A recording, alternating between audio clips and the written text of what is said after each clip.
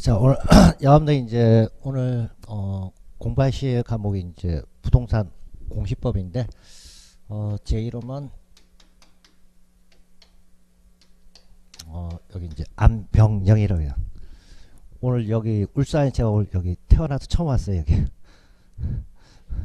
처음 왔는데 아까 뭐 저기 버스 보니까 뭐 저기 종점이 뭐 병영사거리인가 뭐 이때 보니까 그래서 뭐 제 이름하고 비슷한 그 지명이 있는 것 같아가지고 그래서 제가 뭐 울산에 뭐 옛날 여기 뭐 지나간 적은 있는데 내려가지고 내리기는 처음 내린 것 같아요 여기가. 그래서 뭐 여러분들 일단 뭐 만나 뵙게 돼서 이제 반갑고, 그 다음에 이제 여러분들 이제 앞으로 뭐 여러분들 10월 마지막 주까지 저기 시험 볼 때까지 저하고 이제 같이 이제 공부할 과목은 부동산 공시법령입니다. 근데 여러분들 이제 공시법령은 오늘 여러분들 이제 교재 보시면 두 가지로 이제 돼 있어요.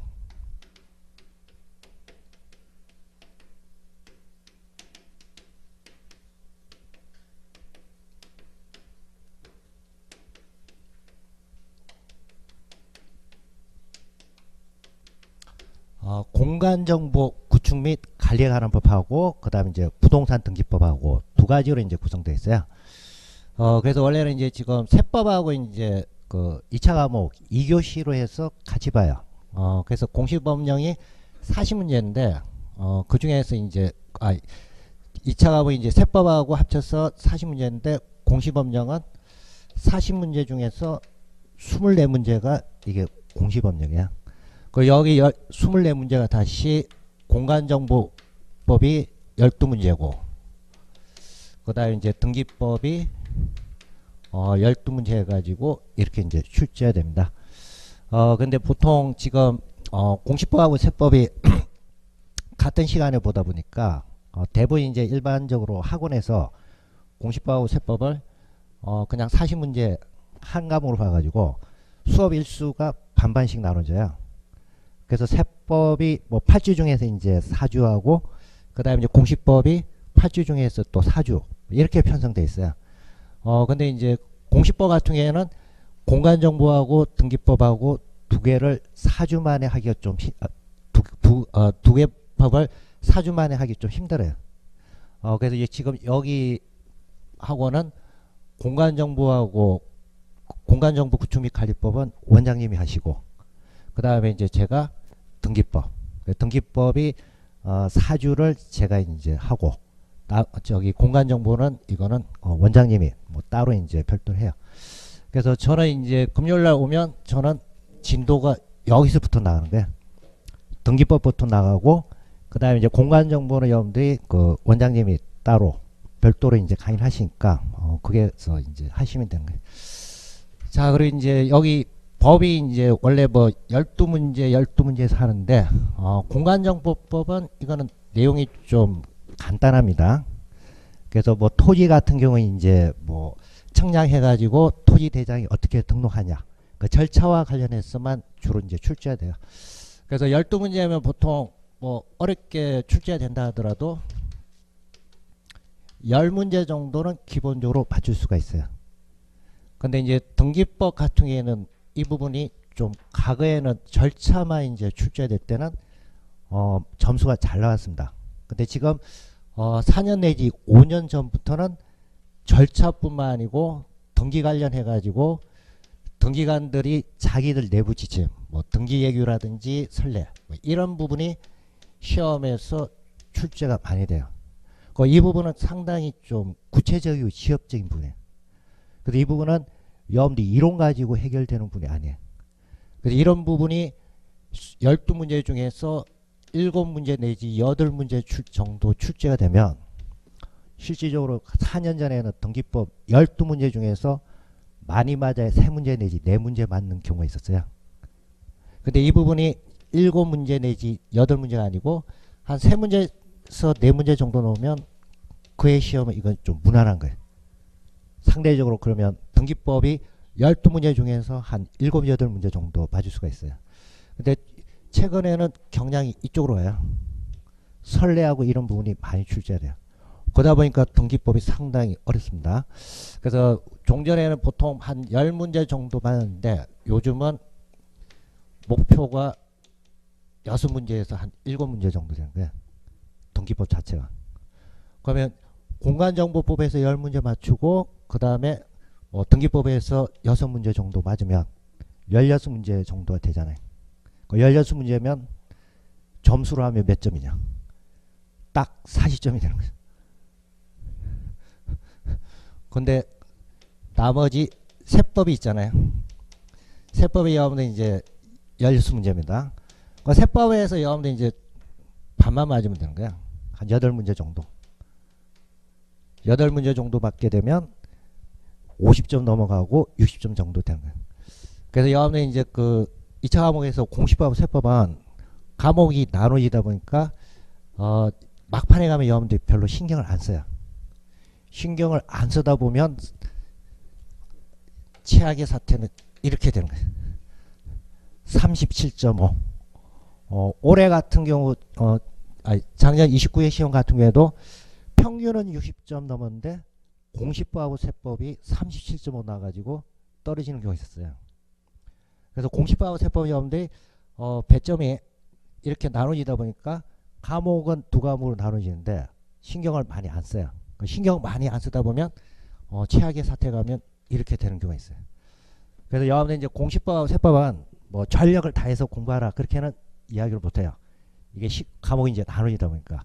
그렇지만 여러분들 이제 웬만큼 신경을 써야 됩니다. 신경을 써야 여러분들이 공시법하고 세법도 합쳐가지고 기본적으로 이제 60점까지 올라가는 거예요. 2차 과목은 여러분들 지금 2차만 준비하시는 분들도 계시는데 2차 과목이 2차 과목 1교시가 지금 중개사법하고 부동산 공법 그리고 2교시가 공시법하고 세법이죠. 자 그럼 이제 2차 과목 여기 지금 세 과목 합쳐가지고 평균 60점 돼야 되죠. 근데 2차 과목은 합격은 중개사법이 몇 점 맞냐 이게 제일 중요해. 중개사법이 80점 이상이 되게 되면 나머지 공법하고 공시법하고 세법은 극단적으로 가면 몇 점만 맞으면 되냐면 50점만 맞으면 되는 거예요. 그러면 합산하면 180점이잖아요. 그럼 평균 60점 넘게 되죠. 근데 중개사법이 일단 전제가 이게 돼야 돼요. 80점 이상이 돼야 2차는 안정적으로 합격이 되는 거예요. 만약 중개사가 80점 안 되면 한 75점 이 정도 된다.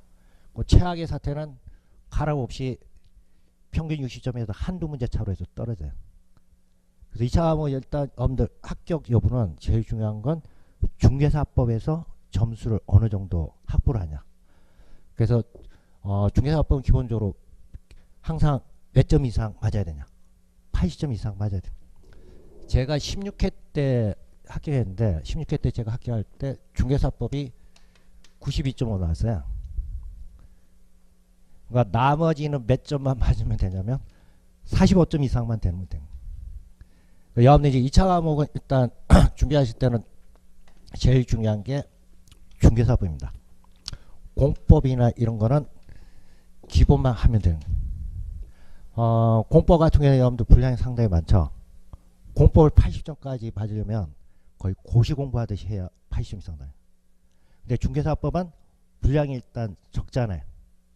그래서 여러분들 이제 짧은 시간 투자해가지고 고득점을 할 수 있는 과목은 2차 과목에서는 대상이 중개사법이에요. 그 다음에 여러분들 이제 공시법하고 세법은 여러분들 나중에 공부하다 보면 과목 같지 않다 생각해서 별로 신경 안 써요. 그러다 보면 점수가 잘 안 나요. 그러니까 이거는 조금만 신경 써서 몇 점을 만드냐 50점 이상 되도록만 만들면 돼요.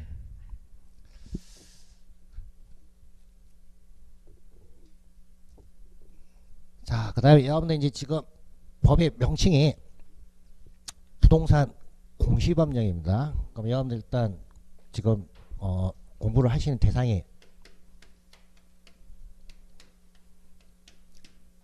부동산이죠. 민법하고 부동산 학교로 해서 부동산은 뭐가 부동산이에요?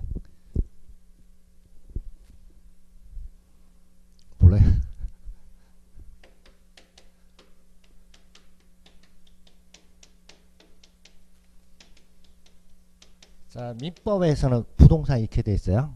토지하고 토지의 정착물이 뭘로 부르냐? 부동산이고, 여기 해당 안 되는 거는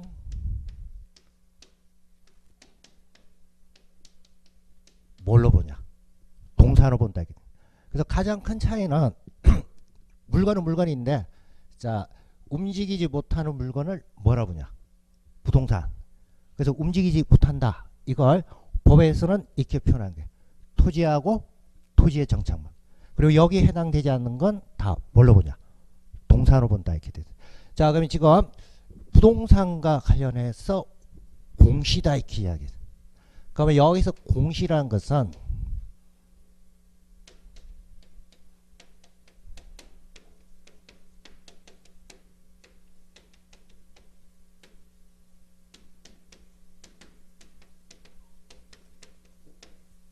자, 공시라는 건 원래 의미가 이거야. 어떤 권리관계나 상황을 다른 제3자가 알 수 있도록 나타내는 그와 같은 제도를 뭐라고 부르냐? 공시라고 불러요. 그러면 지금 부동산하고 동산, 자, 이 두 가지는 다 재산입니다. 재산이잖아요. 물건이고.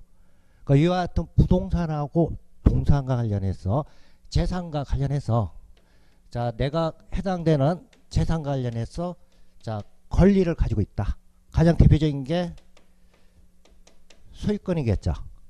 그러면 이와 같은 권리와 관련해서 소유권을 가지고 있다. 자, 이걸 다른 제3자가 알 수 있도록 나타내주는 그와 같은 제도가 뭐냐? 공시제도예요. 자, 그러면 지금 동산이에요. 동산이면 지금 이게 동산이잖아요. 토지하고 정착물이 아니죠. 그럼 이와 같은 동산과 관련해서 자, 내가 소유자다. 자, 이걸 나타내요. 뭘로 해서 나타내냐? 내가 가지고 있으면 될 거란 이야기죠. 그래서 이걸 법에서는 내가 가지고 있다는 걸 이렇게 표현해. 점유를 하고 있다. 그래서 동산과 관련해서는 권리와 관련해서 나타내는 방식은 점유. 내가 소지하고 있다. 가지고 있다. 이거 가지고 이 물건은 내 소유다. 이걸 나타내는 거예요. 자, 근데 이제 부동산은 성격이 이거죠. 토지하고 토지의 정착물이에요. 자, 그러면 토지하고 토지의 정착물은 내가 소유권 가지고 있다. 자, 이걸 다른 제3자한테 보여줄 때 어떻게 보여줘야 돼요? 토지 가지고 다닐 수 있어요? 못하죠. 그래서 이거는 이동성이 없기 때문에 다른 사람이 권리관계를 알 수 있도록 나타내주는 별도의 제도가 필요하다는 얘기예요. 그래서 부동산 관련해서는 권리관계와 관련해서는 우리나라에서는 등기부라는 것. 이걸 통해서 부동산과 관련해서 권리관계와 관련해서 제3자한테 나타내는 거예요. 그래서 앞에 명칭이 이게 붙은 거예요. 부동산과 관련해서 권리관계에 대해서 다른 제3자가 알 수 있도록 나타내주는 이와 같은 제도를 공시제도라 하고 이거와 관련된 법령 이게 공시법령이에요. 그래서 시험 범위에 두 개가 들어간다 그랬죠. 공간정보 구축 및 관리에 관한 법하고 그 다음 부동산 등기법하고 두 개가 들어간 거예요. 자, 그럼 지금 부동산은 토지하고 그 정착물입니다. 그러면 가장 대표적인 부동산은 토지예요. 그리고 토지의 정착물 중에서 별도의 소유권 대상이 되는 게 있어요. 우리나라에서 이제 특이하게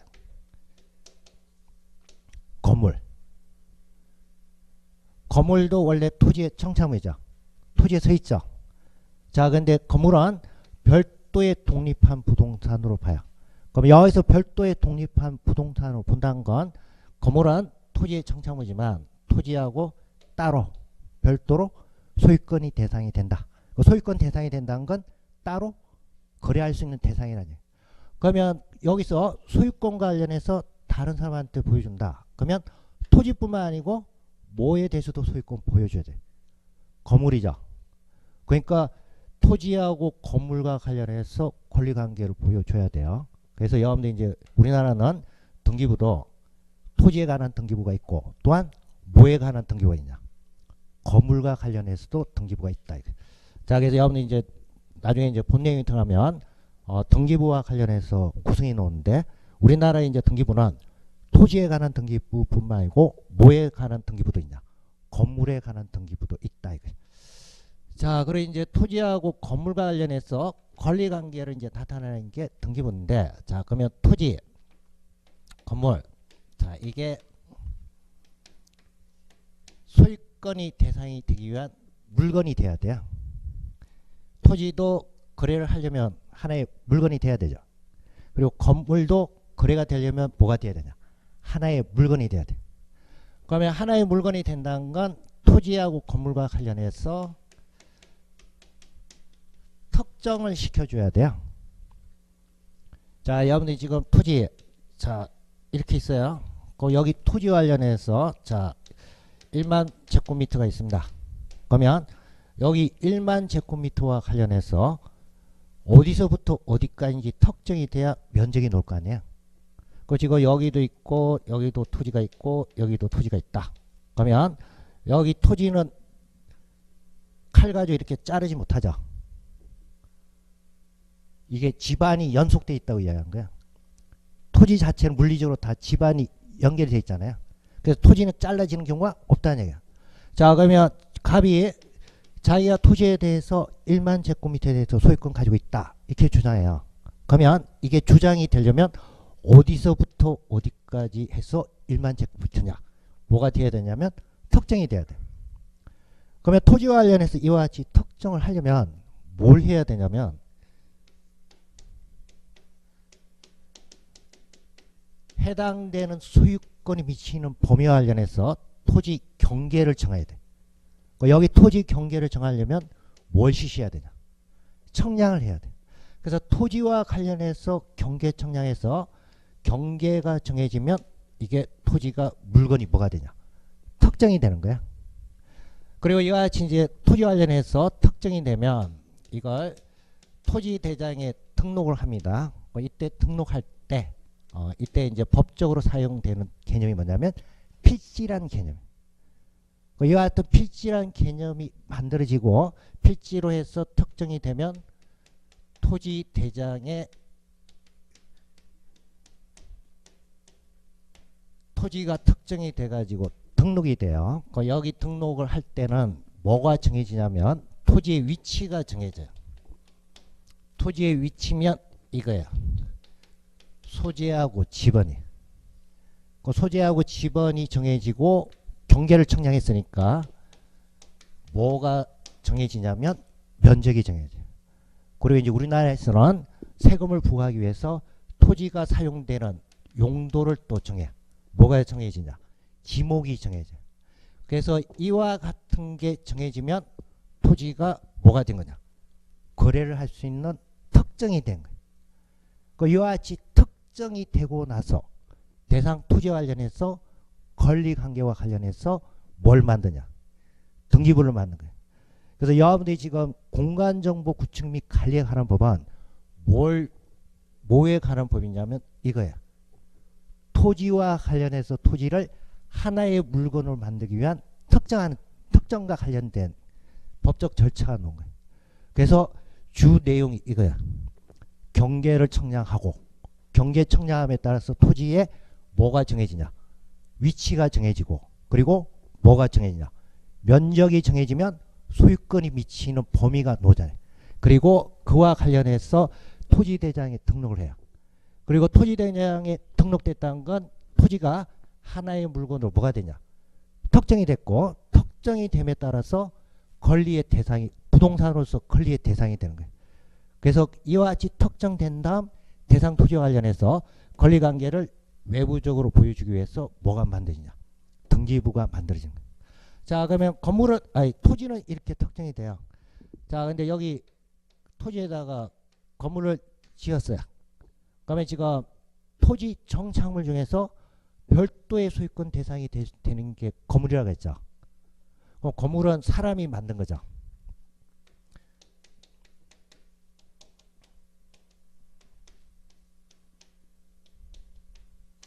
자, 사람이 인위적으로 만든 걸 법에서는 뭐라고 부르냐? 공작물이라고 불러요. 그래서 사람이 인위적으로 만드는 각종 시설을 뭐라 부르냐? 공작물이야. 근데 사람이 인위적으로 만든 공작물 중에서 특히 지붕이 있는 공작물, 지붕이 있는 공작물은 따로 뭐라고 부르냐? 건축물이다 이렇게 불러요. 자, 그러면 이제 지붕이 있어요. 지붕이 있으면 그냥 지붕만 있으면 되냐? 지붕 받쳐줘야 될 거 아니야? 지붕 받쳐주기 위해서 뭐가 있어야 돼? 기둥이나 아니면 벽이 있어야 되죠. 그러니까 이와 같은 기둥이나 벽이 토지에 정착이 돼 있죠. 그리고 이와 같은 기둥하고 벽 위에 뭐가 올라가 있냐? 지붕이 올라가 있다는 이야기예요. 그러니까 이와 같이 지붕하고 기둥 또는 지붕하고 벽, 이와 같은 구조로 된 공작물은 뭐라고 부르냐면 건축물이라고 불러요. 그리고 이와 같은 형태를 갖췄을 때 건물은 하나의 물건이 되는 거예요. 그래서 건물은 한 필지라고 하지 않고 한 동이라고 해요. 한 동의 건물이다 이렇게. 자, 그러면 한 동의 건물이다 이렇게 표현해 놓으면 이거는 외형상 일단 뭐가 있느냐? 지붕이 있고, 또한 지붕 받쳐주기 위해서 뭐하고 뭐가 있냐? 기둥 또는 벽이 있다. 그래서 이와 같은 외형적 요건을 갖추면 이거는 토지의 정착물이라 하더라도 독립된 하나의 부동산이 된다. 그래서 건물과 관련해서 물건이 특정이 되기 위해서는 뭘 갖춰야 되냐? 이와 같은 요건을 갖춰야 돼. 그래야 이게 거래할 수 있는, 원칙적으로 거래할 수 있는 뭐가 되냐? 한 동의 건물이 되는. 자, 그러면 이게 건물이 이와 같은 형태를 갖추면 건물도 위치가 특정이 돼야 돼요. 그러면 건물이 소재하고 있는 소재하고 지번, 그리고 마찬가지로 건물의 면적, 건물의 사용 용도, 뭐 주거용이냐 또는 일반 시설이냐, 자 이런 게 정해져요. 그리고 건물이 뭐 철근 콘크리트 구조로 되냐, 이런 구조가 정해져. 이런 구조가 정해지면 건물도 하나의 물건으로 해서 뭐가 되냐? 특정이 되는 거예요. 자, 그러면 여러분들 이제 토지는 특정이 되기 위해서는 하나의 필지가 돼야 된다 그랬죠. 이거는 여러분들 시험과 관련해서 공간정보 구축에 관한 법이 이 절차와 관련해서 나 있어요.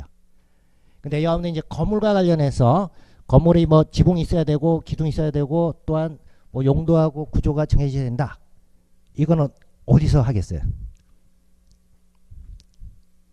모르죠. 여러분들 공법에서 배우는 건축법에서 하는 거예요. 자, 그 지금 토지는 하나의 필지가 되면 토지대장에 등록한다 그랬죠. 토지대장에 등록을 하면 이런 내용이 정해져요. 자, 그럼 이제 건물과 관련해서는 이거는 건물이 공사가 끝나면 공사 완공된 분에 대해서 사용 승인 받습니다. 그 사용 승인 받게 되면 시장 군수구청장이 건축물 대장을 만들어요. 여기 건축물 대장 만드는 게 여기 공간정보법에서 토지 대장 만드는 거하고 거의 같은 내용이에요. 그래서 건축물과 관련해서는 공사가 완공이 돼서 사용 승인 받아서 이런 내용이 건축물 대장에 등록이 되면 이게 건물로서 하나의 물건으로서 특정이 되는 거예요. 그리고 이와 같은 건축물 대장에 등록이 돼 있는 상에서 등기부가 만들어지는 거예요.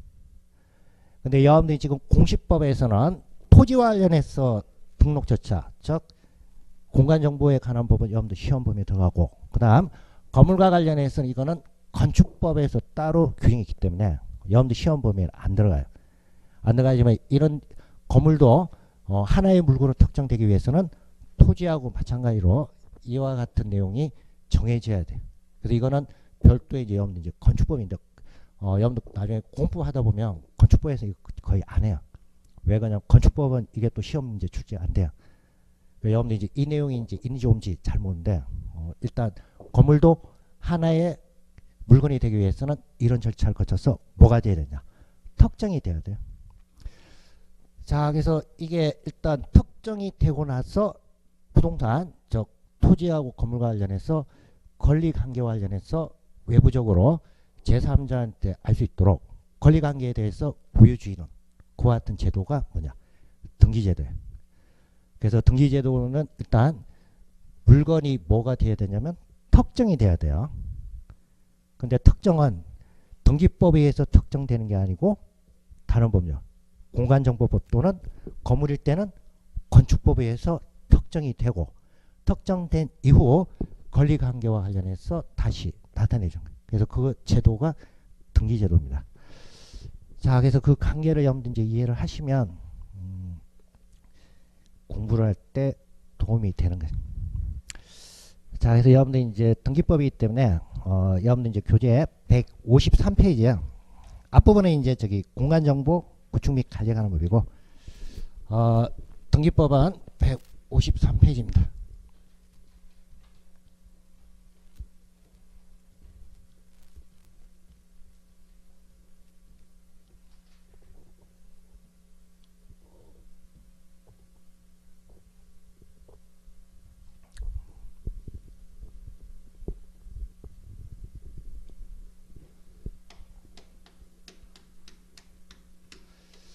자, 여기 이제 등기라는 표현이 나와 있는데, 자, 등기라는 것은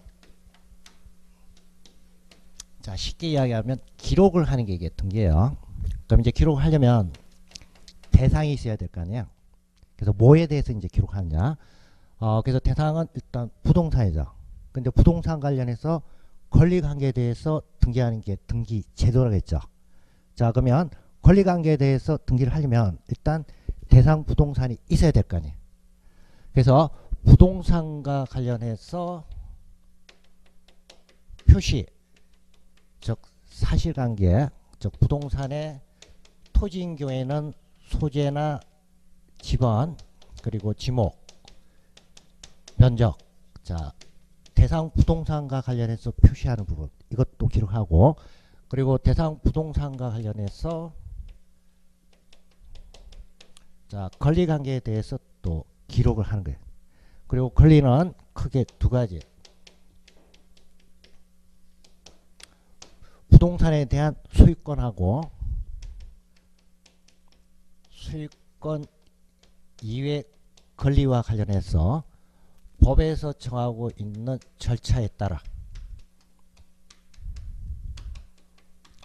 기록을 해서 편성하는 그와 같은 이제 절차를 부동산 등기법에서는 등기이다 이렇게 이야기합니다. 그래서 등기는 권리뿐만 아니고 모두 대상이 들어가냐. 부동산과 관련된 표시. 지금 권리관계에 대해서 등기할 부동산이 뭐냐. 사실관계를 나타내줘요. 이게 부동산의 표시예요. 여러분 이제 나중에 보면 이와 같은 표시관계와 관련해서 등기가 되는 부분을 표제부다 이렇게 이야기해요. 그 다음 권리관계와 관련해서는 두 가지로 소유권하고 소유권 이외의 권리 두 가지 구분해요. 그래서 소유권 관련해서 등기되는 부분을 뭐라고 부르냐. 가구라고 부르고 그 다음에 소유권 이외의 권리관계에 대해서 등기가 되는 걸 뭐라고 부르냐. 얼구다 이렇게 불러요. 그래서 여러분들 교재 어디야 196페이지 보세요. 196페이지 자 196페이지 보시면 그게 중간 정도에 표제부 기록 내 이렇게 되어 있죠. 그리고 그 밑에 갑구의 기록 내 그리고 197페이지 제일 위에 얼구의 기록 내 이렇게 되어 있죠. 자 그러면 지금 토지 관련해서 첫 번째가 이제 표제부의 기록 내 이렇게 되어 있어요. 그럼 저기 토지 등기와 관련해서 표제부다 이렇게 되어 있는데 자 표제부에 있어서 지금 등기되는 부분 뭐 표시번호 있고 접수 있고 그 다음 소재, 지번, 지목, 면적 이렇게 나 있죠. 거기에 나 있는 네 가지 소재, 지번, 지목, 면적 이 네 가지는 지금 등기하는 부동산이 어떤 부동산인지를 나타내줘요. 그래서 이거를 뭐라고 부르냐면 부동산의 표시라고 해요. 그리고 이와 같은 부동산 표시와 관련해서 등기부를 만들 때 그 등기부를 이름을 뭐라고 부르냐. 표제부 이렇게 표제부. 자, 그다음 그 밑에 이제 갑구입니다. 그러면 갑구는 거기에 보면 가로로 해서 소유권에 관한 사항이다 이렇게 돼 있죠. 그 이제 부동산 관련해서 소유권과 관련된 사항, 즉 소유자의 성명이나 소유자의 주소, 그리고 소유자의 주민등록번호, 그 다음 등기를 왜 했느냐, 뭐 매매를 원해서 소유권 이전했냐. 자, 그런 부분이 다 소유권과 관련해서 관련된 내용을 등기하는 부분이에요. 그래서 이 부분을 뭐라고 하냐, 각구라고 이야기해요. 그 다음에 여러분들 197페이지 가시면 얼구 이렇게 되어 있어요. 얼구에 보면 가로속에 보면 소유권 이외의 권리에 관한 사항이다 이렇게 되어 있죠. 그러니까 이거 여러분들 민법에서 소유권하고 소유권 이외의 권리 배우시죠? 아직 안 배웠나요? 소유권 있고 뭐 전세권, 지상권, 지역권, 저당권, 자 이런 이제 물건이 있습니다. 이런 물건은 소유권 이외의 권리예요. 그러면 이와 같은 권리와 관련해서 등기할 때는 어디다 하냐? 얼구에 하는 거예요. 그래서 여러분들 이제 그게 얼구에 보면 등기 목적 건저당 설정이다 이렇게 돼 있어요. 그리고 이제 건저당 관련해서 권리자하고 뭐 채무자하고 채권자하고 그다음 채권 채권액 이런 부분이 등기가 돼요. 그런 부분 등기가 되는 부분을 뭐라고 하냐? 얼구다 이렇게 봐요. 그래서 등기부와 관련해서 이제 전산정보 처리 조직에 의해서 법정 절차에 따라서 편성한다 이렇게 되어 있는데, 자 편성할 때 등기부는 몇 개 부분으로 해서 편성이 되냐? 표제부, 갑구, 얼구 이렇게 해서 편성이 되는 거예요. 자 그럼 이제 여러분들 이제 질문해, 왜 갑구고 왜 얼구냐? 그건 저한테 물으면 안 돼요. 등기제도가 원래 우리 대한민국에는 이게 등기란 제도가 없었습니다. 이게 이제 일제시대 때 1910년 한일합방 되고 나서 일본 사람들이 우리나라에 이제 들어와 가지고 토지와 관련해서 누가 가지고 있냐 이거 조사하고, 이거에 따라 가지고 일제시대 때 등기부를 만들었어요. 그러니까 등기부 일제시대 때 등기부 만들 때 일본식 한자로 해서 이렇게 쓴 거예요. 처음 만들어진 건 갑을병정으로 나갔잖아요. 순서가 갑을병정으로 나니까 처음 만들어지는 거는 갑구다. 그 다음에 두 번째 만들어진 거는 얼구다. 그래서 갑구하고 얼구가 뭐 별도의 뭐 심오한 의미가 있는 게 아니고 그냥 일본 사람들 입장에서 봤을 때 순서가 한자로 하면 갑을병정으로 나가니까 첫 번째 만들어진 건 가장 중요한 거니까 소유권에 관해서 등기하고 이걸 명칭을 뭘로 하냐? 갑구로 하자. 그리고 그 이외의 권리는 별도로 두 번째로 중요하니까 뭘로 하냐? 얼구로 하자. 그래서 이렇게 해서 갑구하고 얼구 이렇게 하는 거예요. 그래서 명칭이 갑구하고 얼구예요. 그러니까 갑구는 대상이 뭐와 관련한 거냐? 소유권과 관련된 거고, 그다음 얼구는 소유권 이외의 권리와 관련해서 한다. 자, 그래서 일단 등기와 관련해서 일단 편성은 이렇게 돼요. 근데 여러분들이 이제 지금은 당장은 필요한 거 아닌데 196페이지하고 197페이지에 나 있는 그게 등기되는 사항을 나중엔 기억을 하고 있어야 돼요. 그러니까 여러분들 이제 그게 표제부에 보면 제일 앞에 첫 번째 칸이 표시번호죠. 그 다음에 두 번째 칸이 접수, 그리고 세 번째 칸이 소재하고 지번이죠. 그리고 네 번째 칸이 지목, 그 다음에 다섯 번째가 면적, 그 마지막이 등기 원인하고 기타 사항. 자, 그걸 등기하도록 되어 있어요. 그 다음에 이제 갑구는 표시번호가 아니고 순위번호입니다. 그리고 등기 목적, 접수, 등기 원인, 권리자 및 기타 사항, 그게 등기되는 사항. 그래서 여러분들 이제 시험에서 가장 기본적으로 물어보는 게 등기부 구성과 관련해서 표제부에 등기되는 사항이 뭐냐, 그리고 갑구와 관련해서 등기되는 사항이 뭐냐, 이런 게 물어봐요. 그래서 만약에 이제 갑구에 부동산의 소재하고 지번, 자 이걸 등기한다 이렇게 놓으면 맞는 거예요, 틀린 거예요? 이건 권리관계가 아니고 이거는 뭐예요? 표시죠. 이런 내용은 어디에다가 등기가 되냐? 표제부에 등기가 되는 거예요.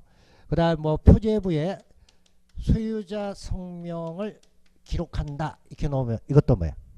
틀린 거죠. 소유자와 관련된 사항, 소유권에 관한 사항은 어디에 등기가 되는 거예요? 갑구에 등기가 되는 거예요.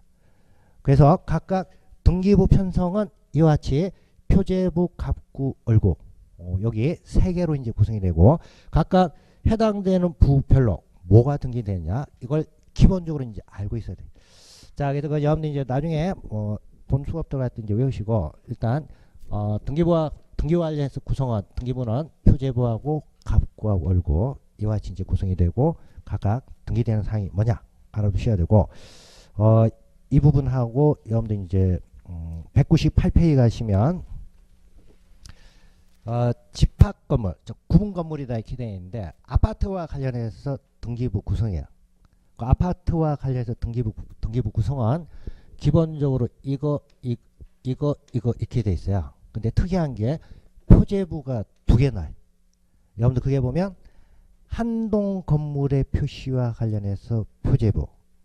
그리고 그 밑에 보면 전유 부분 건물의 표시에 대해서 표제부 이렇게 돼 있죠. 그래서 구성이 일반 부동산하고 틀린 건 표제부가 두 개 만들어진 거예요. 그게 이제 특성이에요. 그래서 그거는 이제 여러분들 이제 나중에 양식과 관련해서 이제 따로 하는데 그래서 그게 이제 특성이 있다. 자, 그래서 여러분들 일단 뭐 등기와 관련해서 등기부 이제 어떻게 되느냐 뭐 그런 부분 좀 유념을 하시면 됩니다. 자, 그다음 이제 154페이지 가시면 그게 뭐 2번 부동산 등기의 기능 해서 나와 있어요. 부동산 등기는 이제 어떤 역할을 하느냐. 그래서 첫 번째 이제 부동산에 관한 물건의 공시 제도로서 한다. 자, 지금 이때까지 설명한 게 제가 공시죠. 그 뭐에 대한 공시라 돼 있어요? 물건. 그러니까 물건에 관한 권리. 그래서 부동산에 관한 권리와 관련해서 제3자가 알 수 있도록 나타내주는 그와 같은 기능을 한다. 그래서 그걸 뭐라고 표현하냐? 물건의 공시 기능이다. 자, 그 다음에 이제 2번 우리나라에 이제 특이하게 부동산과 관련된 물건 변동은 등기를 해야 효력을 발생하는 거예요. 그래서 그게 여러분들 두 번째 나이는 그래서 그 두 번째 나이는 건 여러분들 이제 민법에서 물권법 하시면 아시는 내용이에요.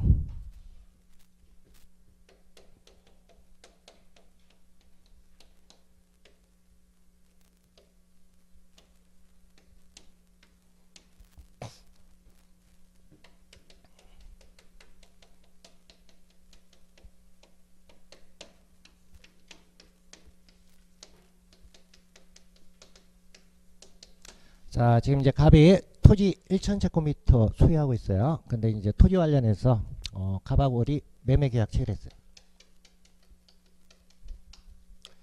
자, 매매 계약을 체결했다는 건 갑이 소유하고 있는 토지를 월이 그 소유권을 뭐야? 양수받겠다는 얘기죠. 그 이와 같이 이제 매매 계약을 체결하면 일단 계약서 쓰면서 우리나라 이제 거래 가능상 거래 대금에서 10%를 계약금으로 지급해요. 그래서 만약에 이제 1,000제곱미터에 대해서 거래대금 1억 원으로 해가지고 매매 계약 체결했어요. 그래서 계약 체결하면서 계약금 자 1천만 원 지급했고 그 다음에 나중에 한 달 뒤에 잔금을 지급했습니다. 잔금 9천만 원 지급을 하고 그 다음에 등기 이전과 관련된 서류를 다 받았어요. 자, 그러면 지금 계약이 체결이 됐다 이렇게 되어 있는데 계약이 체결되려면 매도인은 팔고자 하는 의사가 있는 거죠. 그리고 매수인은 사고자 하는 의사가 있는 거죠. 자, 그러면 이와 같은 의사를 여러분들 민법에서는 법률행위라고 이야기해요. 그 지금 사고자 하는 의사하고 그 다음 사고자 하는 의사가 두 개의 의사가 합치가 됐어요. 그 이와 같이 합치가 되면 법률행위가 성립된 거야. 그래서 이걸 일반적으로 이야기할 때는 매매계약이 체결했다 이렇게 이야기하는데 민법에서 매매계약 체결했다고 노는 게 아니고 법률행위가 성립됐다 이게. 그 계약이 체결이 되고 나서 지금 계약금 지급하고 그 다음에 이제 최종적으로 잔금 지급하고 등기 이전과 관련해서 서류 받고 이렇게 이루어졌어요. 그러면 여기 단계가 매매 계약 관련해서 이행이 완료가 된 거예요. 주권 주고 받을 거 다 받았죠. 그러면 계약 관련해서 매매 계약 관련해서 계약 이행은 뭐가 됐다는 얘기예요. 끝났죠. 자, 그러면 이와 같이 계약 이행과 관련해서 다 완료가 되면 매수인 어른 소유권을 언제 취득하느냐 이거예요. 자, 계약금만 지급할 때 취득하겠어요? 아니면 잔금 지급하고 등기 이전 서류 주고받는 계약 이행이 완료됐을 때 취득했겠어요?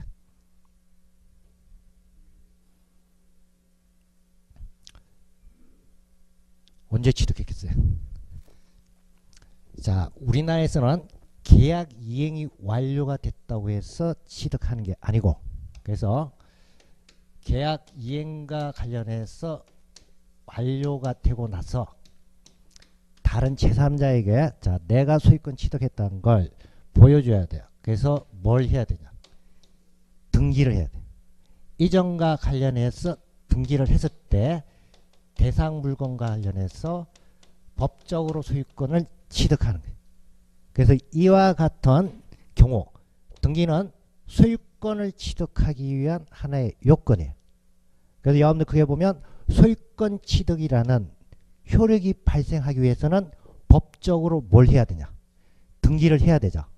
등기를 해야 소유권 취득의 효력이 발생하는 거예요. 그래서 이걸 표현을 할 때 소유권 취득과 관련해서 필요한 요건이다. 그래서 이걸 승리 요건이다. 그 다음 이거는 실질적으로 계약 이행 완료하면 취득한 거죠. 근데 형식적으로 다른 사람들한테 보여주기 위해서 뭐가 필요하냐? 등기가 필요하대.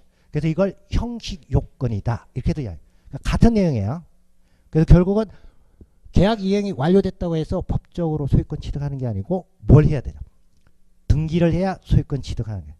그래서 이분이 우리나라에 이제 물권 변동이 있어 특이합니다.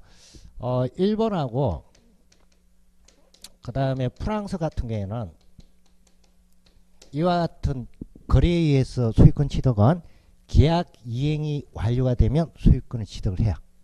그래서 일본 같은 경우에는 계약 이행이 완료가 되면 취득하는 거고, 일본 같은 경우에는 그러면 등기는 왜 하느냐? 다른 제3자한테 자기가 소유자라는 걸 주장하기 위해서. 그래서 대항 요건으로서 등기가 필요한 거예요. 근데 우리나라에서는 계약 이행이 완료가 됐다고 해서 권리를 취득한 게 아니고 형식적으로 뭘 해야 되냐? 등기를 해야 물건을 취득하는 거예요. 그래서 이게 제도가 다른 거예요. 그래서 우리나라에서는 계약 관련해서 계약 이행 완료에 따른 권리 취득이 아니고 형식상으로 항상 뭐가 있어야 되냐? 등기가 있어야 돼요. 그래서 여러분들 이제 그게 이번 법률 행위에 의한 물권 변동의 효력 발생과 관련해서 나와 있는데, 그게 이제 등기의 가장 기본적인 특성이에요.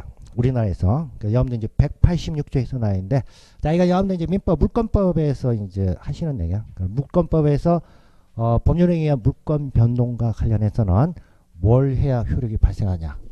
등기를 해야 된다 이렇게 돼 있어요. 그래서 그와 같은 경우 등기는 물권 변동과 관련해서 효력 발생 요건. 자, 그 다음에 이제 3번에 가시면 뭐 처분 요건으로서의 기능을 한다 이렇게 되어 있는데, 자, 그거 이제 예외입니다. 여러분들 이제 민법 187조에서 법률 규정에 의한 물권 변동이에요.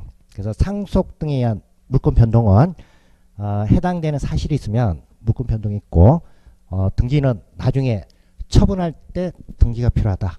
그게 이제 187조에 의한 그 물권 변동. 그래서 그거는 법률 규정에 의한 물권 변동입니다. 만약에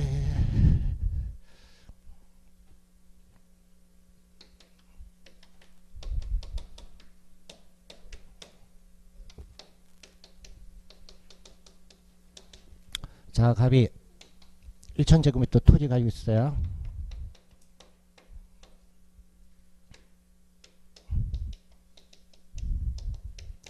자, 그러면 이제 지금 갑이 토지 가지고 있는데 1월 1일 날 사망했습니다. 사망하게 되면 우리나라 이제 민법은 사망했을 때 피상속인이 이게 사망자야. 그 사망자 피상속인의 권리하고 의무는 피상속인이 사망하게 되면 상속인한테 법적으로 이전이 된다 이렇게 돼 있어요. 그럼 지금 권리하고 오는데 지금 피상속인 즉 사망자가 토지에 대해서 소유권 가지고 있다. 그럼 이게 권리가 있다는 이야기죠. 그 이와 같은 소유권과 관련된 권리는 피상속인이 사망했던 시점 즉 1월 1일 균에서 소유권은 법적으로 당연히 누구한테 이전돼 있냐? 상속인한테 이전한다고 돼 있는 거예요. 그 이와 같은 경우 상속인은 그러면 소유권 취득하기 위해서 별도로 등기를 해야 되냐 이거예요. 이거는 법률 민법 규정에서 사망했을 때 권리 의무가 상속인한테 이전 승계한다 이렇게 돼 있는 거예요. 법률 규정에서 이미 취득 시기가 나 있죠. 언제? 사망했을 때. 그 이와 같은 경우에는 취득과 관련해서 등기하지 않아도 원인이 발생했을 때 이미 이전의 효력은 발생한 거예요. 그리고 이제 나중에 취득한 부동산과 관련해서 처분을 하고자 할 때만 상속을 원인한 이전 등기를 하고 그 다음 처분하도록 됩니다. 그래서 여러분들 이제 3번에 나 있는 내용 큰 내용이에요. 그래서 뭐 상속이나 공용징수 판결 이렇게 되어 있는데 자 이때는 등기를 하는 건 목적이 취득을 하기 위해서 등기를 하는 게 아니고 나중에 뭐 하기 위해서 처분하기 위해서 필요한 요건이다 그 이야기. 자 그 다음에 이제 한매권하고 임차권은 제3자에 대한 대항 요건이다 이렇게 되어 있어요.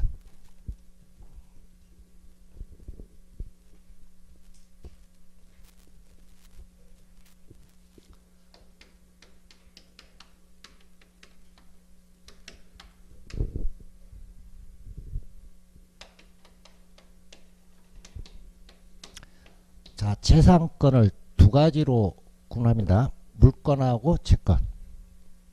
물권은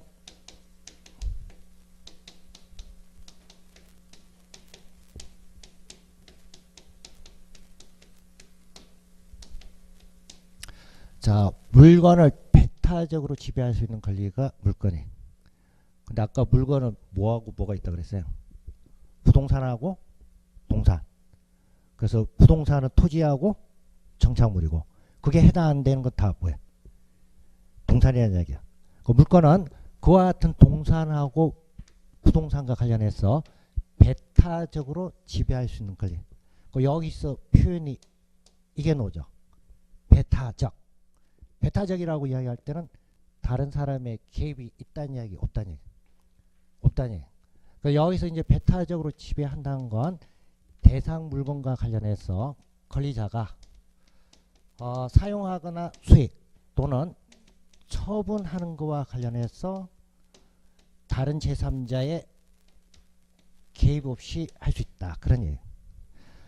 그래서 이와 이런 권리를 뭐라고 부르냐면 물권이다. 그 다음에 채권은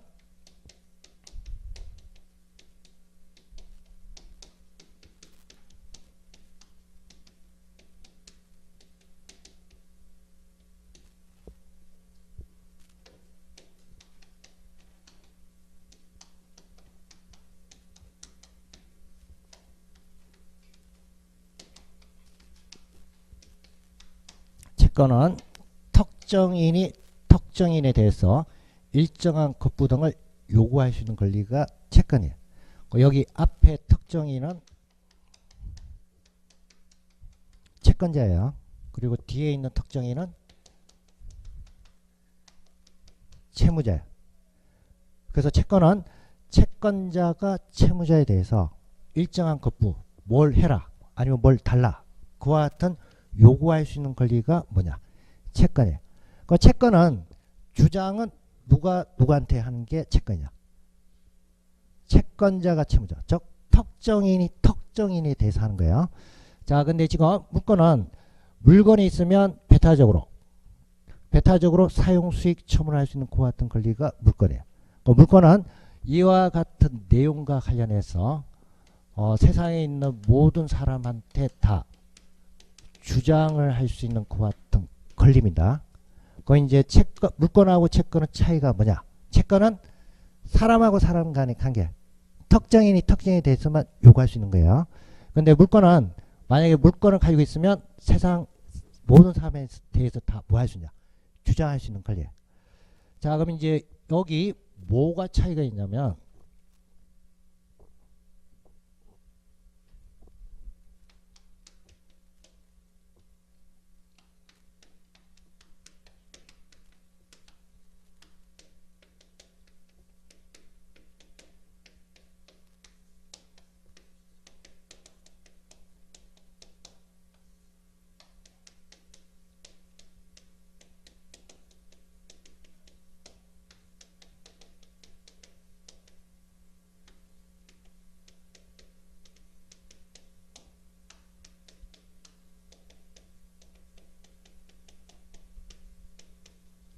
자, 지금 이제 갑이 1,000제곱미터 토지 소유하는 소유자예요. 근데 갑이 소유하는 토지를 어른한테 빌려줬어요. 그래서 어른 토지 1,000제곱미터 관련해서 임대기간 2년으로 해서 보증금 1,000만원에 차임 100만원씩 이렇게 해서 계약을 했어요. 계약하고 사용한다는 얘기예요.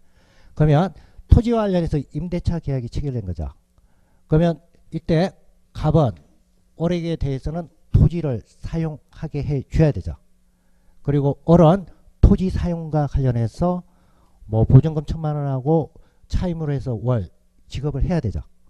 그러면 지금 임대차 계약은 갑하고 월 간의 관계죠. 갑이 임대인, 어리 뭐예요? 임차인이라는 얘기예요. 자, 근데 지금 임대기간 중에 토지를 병한테 매매 계약에 의해서 처분을 했어요. 그래서 병이 소유자로 해서 소유권을 매매에 의한 소유권 이전 등기가 끝났어요. 그럼 지금 소유권자는 누구예요? 병이죠. 그러면 지금 종전에 어리 갑에게 주장할 수 있던 이와 같은 내용 계약 내용을 어리 병한테 주장할 수 있냐 이거예요. 자, 아까 채권은 특정인에 대해서만 주장할 수 있는 권리죠. 자, 그리고 물권은 모든 사람에 대해서 주장할 수 있는 거죠. 그래서 지금 갑이 가지고 있던 소유권이 병한테 이전됐다는 건 병이 대상 물건과 관련해서 소유권을 취득했다는 얘기. 그러면 이때 종전에 어른 병하고 계약한 게 아니죠. 누구하고 계약한 거예요? 갑하고 계약한 거죠. 그래서 병의 이와 같은 권리는 누구한테만 주장할 수 있냐? 갑에게 대해서만 주장할 수가 있고 병에 대해서는 주장을 못해요. 병은 자기가 여기 토지에 대해서 소유권을 취득하면 여기 토지에 대해서 모든 사람에 대해서 뭘 주장할 수 있냐? 사용하고 수익하고 처분할 수 있는 걸 주장할 수 있는 거예요. 그래서 이와 같은 관계를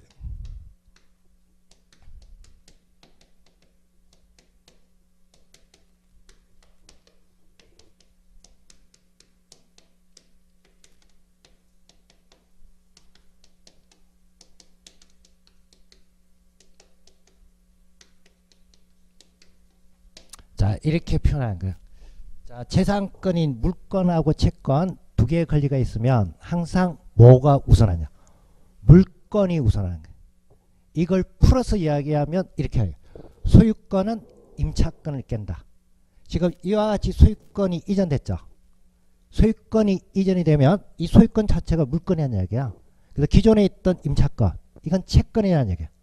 그래서 소유권과 관련해서 이전이 되게 되면 소유권 취득한 자는 종전의 임차인하고는 관계없기 때문에 임차인에 대해서도 자기가 사용 수익 처분할 수 있는 권리를 뭘 할 수 있냐?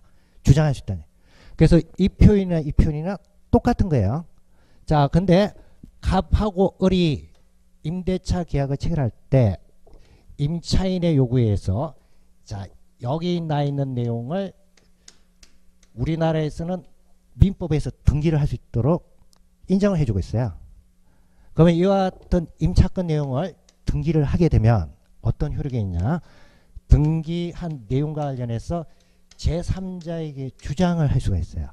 그래서 이때 등기는 권리 내용과 관련해서 제3자한테 주장할 수 있는 대항 요건으로서의 효력을 가진다. 그래서 이거는 물건일 때는 대상이 아니에요. 물건은 아까 등기를 해야 효력이 발생하는 거고 채권과 관련해서는 등기를 하게 되면 채권 내용과 관련해서 제3자한테 뭐라 주냐, 대항할 수 있는 하나의 효력이 인정이 돼요. 그래서 그걸 등기에 관한 대항 요건이다 이렇게 되어 있는데, 채권 중에서 등기를 할 수 있는 건 민법에서 딱 두 개예요.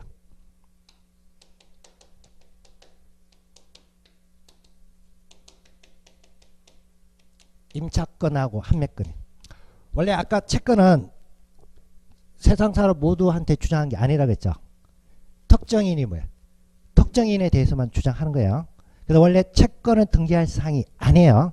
근데 우리나라 민법에서는 채권 중에서 임차권하고 판매권은 등기를 할 수 있도록 인정해 주는데, 이거는 임차권, 판매권 취득하기 위한 요건이 아니고 채권 내용을 뭐 하기 위해서? 제3자한테 주장하기 위해서. 그래서 이때 등기를 뭐라고 하냐? 대항 요건. 자, 그래서 여러분 이제 4번에 나와 있는 내용이 큰 내용입니다. 그래서 거기에 보면 부동산 채권인 임차권하고 판매권 등은 채권이므로 등기가 없어도 계약만으로 성립은 되나, 이와 같은 것도 등기할 수 있다. 그리고 등기하게 되면 뭘 할 수 있냐? 제3자에게 주장할 수 있는 대항력이 있다. 자, 그래서 만약 이제 이 관계에서 자, 등기를 한 사항에서 등기가 된 이후 소유권 이전이 이루어졌다. 뭐 이때 병이 소유권 취득을 했다 하더라도 어른 병에 대해서 뭘 주장할 수 있냐? 이거 내용을 주장할 수 있다냐. 그래서 등기를 했느냐 안 했냐 차이가 나죠. 등기를 안 했으면 병이 그냥 나가라 그러면 나가야 되는 거야. 근데 만약에 등기를 했다. 그러면 여기 계약된 내용을 주장할 수 있는 거야. 그래서 임대기간 2년이면 2년, 2년이면 2년 주장할 수 있다네. 그래서 채권에 한해서만 대항 요건이 인정이 되는 거예요. 그 채권 중에서도 뭐하고 뭐만 대상이냐? 임차권하고 판매권. 그래, 판매권은 뭐냐? 이건 여러분들 이제 나중에 따로 이제 가서 볼게요. 자, 그래서 이번 그 부동산 등기 기능인데, 자, 이거 일단 여러분들 그 제목만 아시면 되는 거야. 등기는 이제 뭘 하느냐? 첫 번째 나온 것처럼 공시는 공시인데 권리가 뭐에 관한 공시냐? 부동산 물건에. 그다음 두 번째 법률 행위에 의한 물건 변동 이렇게 되어 있습니다. 계약 등에 의한 소유권 취득은 일단 우리나라에서는 뭘 해야 취득하냐? 등기를 해야 취득한다. 그리고 거기에 대해서 이제 예외 법률 규정에 의한 물권 변동, 뭐 상속 등에 의한 물권 변동은 취득은 등기하지 않아도 취득하는 거고, 나중에 이제 뭐 할 때만 등기가 필요하냐? 처분할 때. 그리고 4번 대항 요건 기대인데, 자, 그건 채권일 때가 이제 대상이에요. 자, 그래서 그거 이제 간결 이해하시고, 들어도 무슨 이야기인지 모르겠죠. 민법 하면 다 하는 거예요. 아니, 여러분들 이제 민법이 진도가 안 물권법까지 진도가 안 나와서 그런데, 민법에 여러분들 물권법 진도 들어가면 제가 했던 이야기 또 해요. 그래서 민법에도 듣고 여기도 듣고 뭐 중복해서 듣는 거죠.